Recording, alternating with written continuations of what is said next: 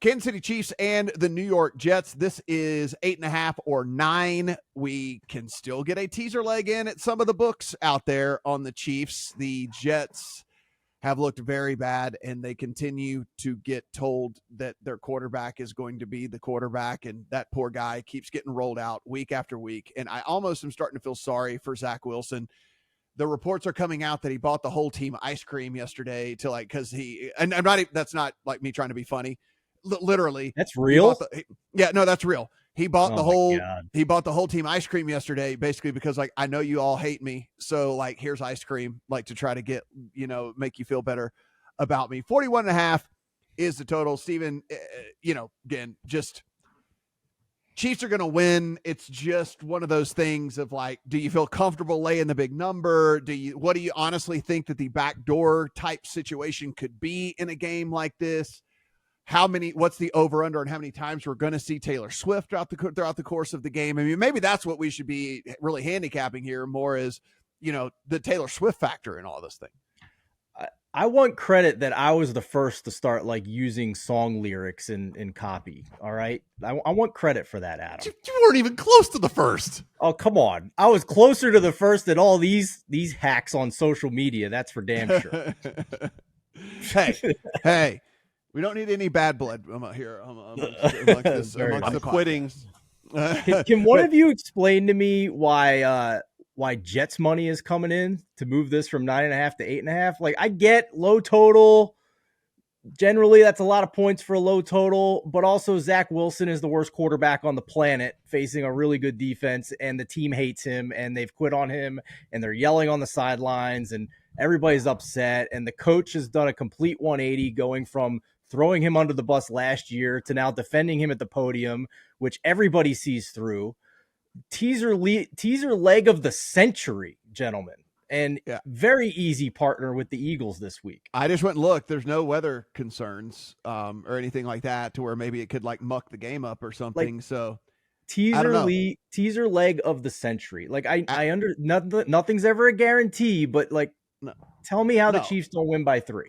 Well, yeah, I was going to say, Adam, make the case, Adam, for playing against an Eagles Chiefs teaser this week. What's the case against that?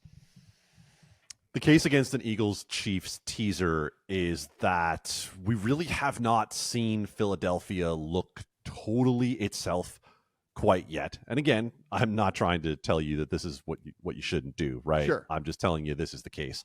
And on the other side of this, I don't know who the Jets defense is, but I can tell you that Kansas City's offense against non-Chicago Bears teams has been kind of meh thus far. Now, one of those weeks had no Travis Kelce. We understand that.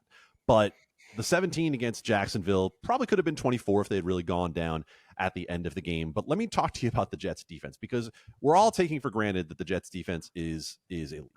So they are 5th by Pro Football Focus grade. They are 17th by DVOA. They are 29th by non-garbage time EPA per play. Wow. I don't know.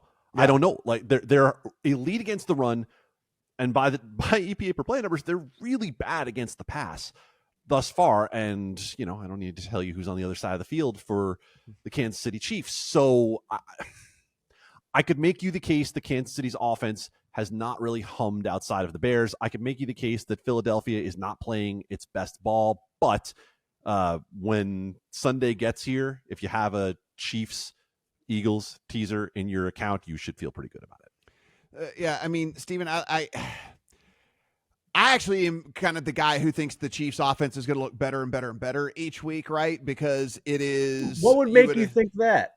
You would assume that Kelsey's going to be getting more healthy. You would assume that Mahomes has started to figure out who he actually likes and can trust and whatever. So is it Rashee Rice, who, by the way, got a bunch of targets? I mean, I think he's starting to figure out things as well with all of this. The scary part about this is the best offensive line that he's had since he's been there. And so now he has all the time in the world. He's not having to make Houdini plays left and right because he actually has time to do whatever he wants to, which is also a scary thing in all this.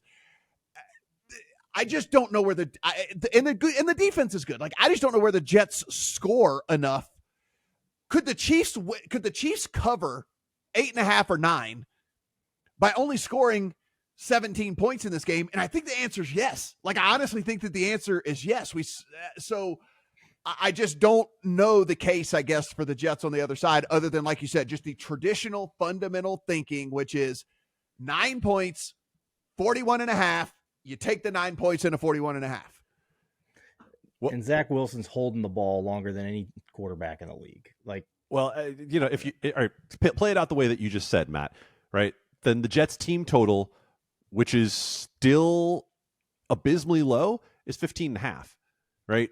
Do you believe the Jets are getting to 15.5 points against a good defense? So if you're feeling like you have to have an alternate way into this, then just bet straight against Zach Wilson by taking under 15.5. That's true. That's a very good angle. And here's the other thing too. They've already said that Trevor Siemian's going to be inactive this week. So there's not even like some wild card at quarterback unless you think Tim Boyle's a thing, which we don't. Yes, we're not getting like the hero comes in the third quarter and puts on the cape and all of the things like that. Like, that's not what we're going to be getting in this one. Unfortunately, that is our Sunday night football game, and we're going to have to endure, what I consider to be a pretty sloppy, kind of ugly-ish win by the Chiefs. I don't think the Jets can do anything there.